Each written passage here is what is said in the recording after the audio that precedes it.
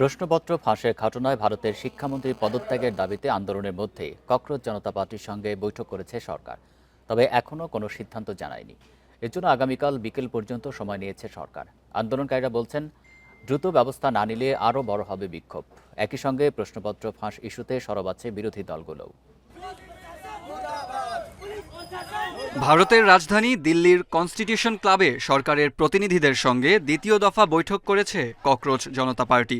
শুক্রবার বিকেলে প্রায় 2 ঘন্টার আলোচনায় আন্দোলনকারীদের 3টি মূল দাবি ও পরীক্ষা সংস্কার নিয়ে আলোচনা হয়।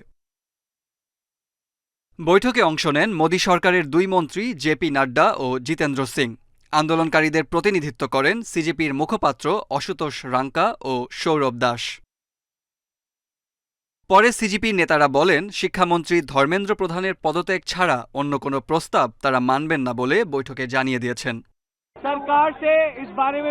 পদত্যাগের দাবি নিয়ে সরকারের সঙ্গে বিস্তারিত আলোচনা হয়েছে। সরকার শনিবার বিকেল পর্যন্ত সময় চেয়েছে। আমরা জানিয়েছি, পুরো দেশে এই আন্দোলন ছড়িয়ে পড়ছে এবং ধর্মেন্দ্র প্রধান পদত্যাগ না করলে এটি আরও বড় হবে। সিজেপি জানিয়েছে, আন্দোলনকারীদের বিরুদ্ধে মামলা প্রত্যাহার এবং ক্ষতিগ্রস্ত নিট পরীক্ষার্থীদের পরিবারকে ক্ষতিপূরণের বিষয়ে নীতিগত সম্মতি দিয়েছে সরকার। তাদের 3টি প্রধান দাবি ও পরীক্ষা ব্যবস্থা নিয়ে 5টি সংস্কার প্রস্তাব ছিল।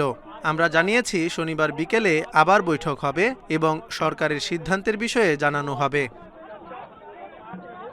এদিকে প্রশ্নপত্র ফাঁস ইস্যুতে চাপ বাড়াচ্ছে বিরোধীরাও। কংগ্রেস জানিয়েছে, দিল্লিতে নতুন করে বিক্ষোভের পাশাপাশি দেশজুড়ে মোমবাতি মিছিল ও সত্যগ্রহ কর্মসূচি পালন করবে তারা।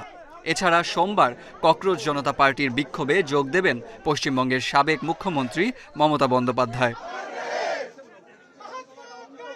অন্যদিকে পাবলিক পরীক্ষা আইনের সংশোধনী অনুমোদন করেছে মন্ত্রিসভা। এতে প্রশ্ন ফাঁসে জড়িতদের সর্বোচ্চ 10 বছর কারাদণ্ড এবং 10 কোটি রুপি জরিমানার বিধান রাখা হয়েছে। বিলটি সংসদে উঠতে পারে সোমবার। শেখ শাকের, ইন্ডিপেন্ডেন্ট নিউজ।